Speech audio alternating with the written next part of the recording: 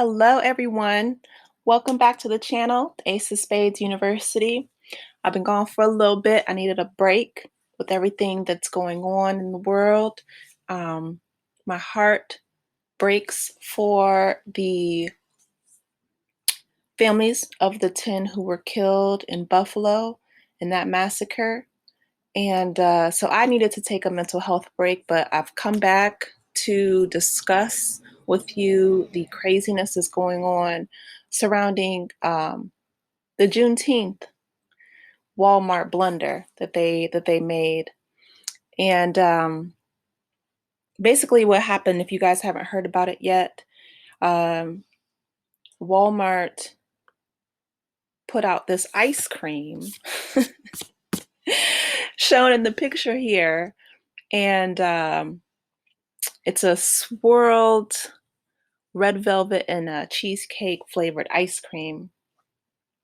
And I don't know if you guys can see the little TM, the trademark on the side. So someone has trademarked um, Juneteenth, at least for this flavor of ice cream. And that's problematic. And I'm going to explain the history of Juneteenth later on in this video. But shout out to Black Twitter, because if there's one thing that we do is collectively we gather and we handle business. So to all my folks, if you guys aren't on Twitter yet, you know, get on Twitter if you're able to.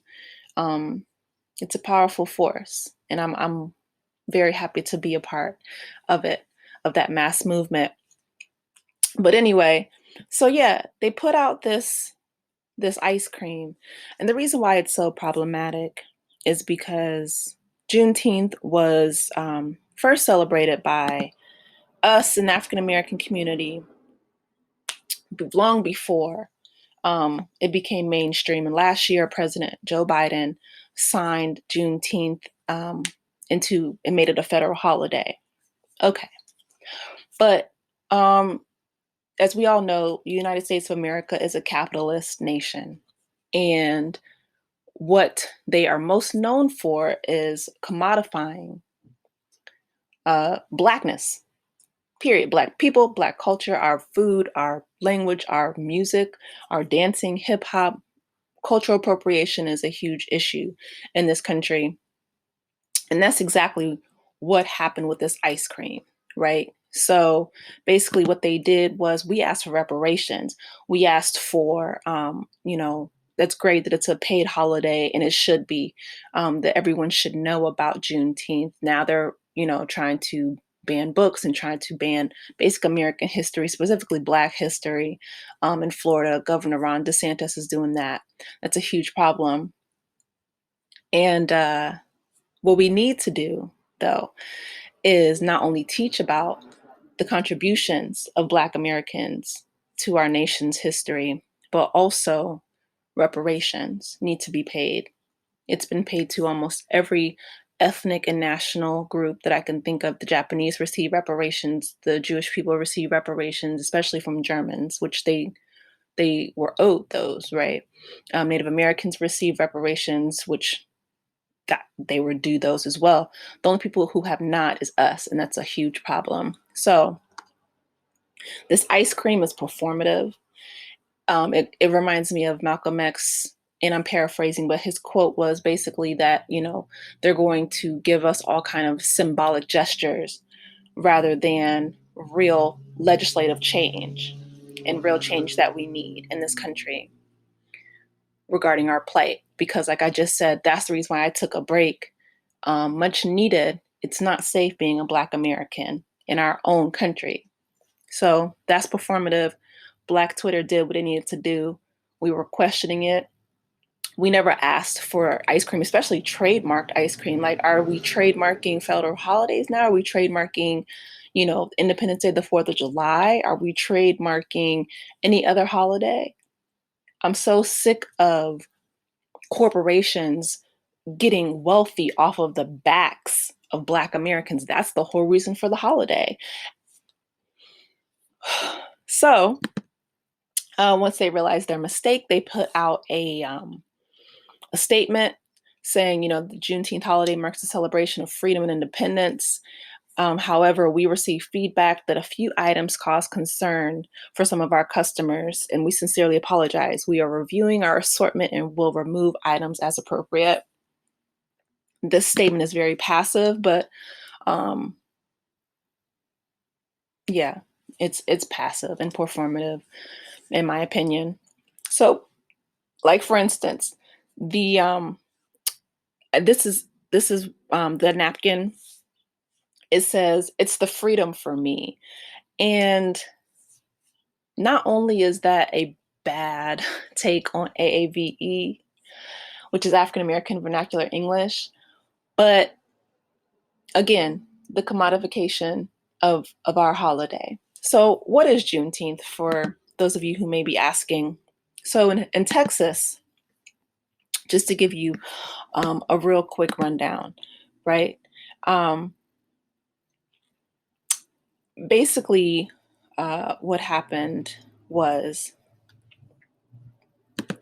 um, it was a day to free the slaves, right? So 2 years, the whole 2 years after the Emancipation Proclamation, June 19th specifically, 1865, 2,000 Union troops came down to Galveston Bay, Texas, and the Army announced that there were more than 250,000 enslaved Black people in the state that were held there 2 years after they had been freed. And so they let them know, you guys were free 2 years ago.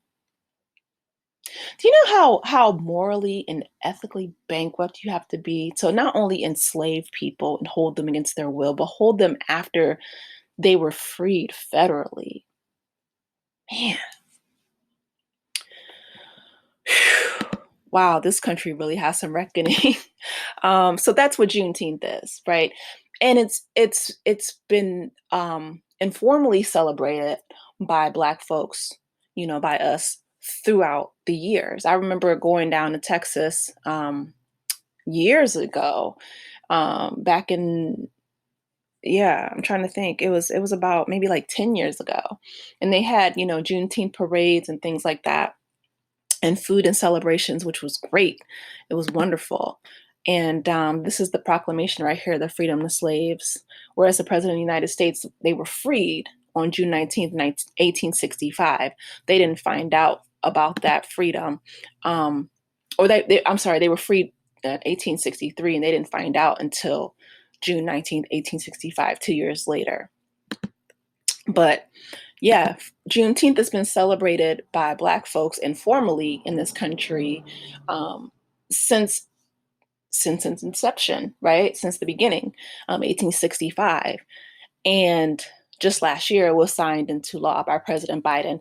And I appreciate that good intention of him doing so, making it a federally recognized holiday. However, it reminds me of the performative measures that Nancy Pelosi did. We asked her for legislation and reparations, right? Which we earned because we built this country for free. Our ancestors built this country off of our blood and back and our sweat and our tears. And what did Nancy Pelosi do? Her and the rest of her colleagues took a kente cloth and was kneeling and did like a silent, Colin Kaepernick style type of kneel with a kente cloth draped around her. Oh my goodness. And that was so performative. That was so performative. And, at this point, with COVID cases going up, monkeypox raging, the baby formula shortage on top of, inflation and skyrocketing. I mean, it's all happening at once, right?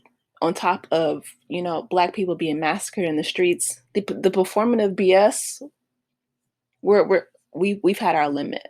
I don't want any more kente cloth, Congress people kneeling. We don't want any more corporations putting out ice cream and trying to pander, and try to trademark Juneteenth. Cut it. Cut it. It's a wrap. We're done. We're fed up. We want reparations.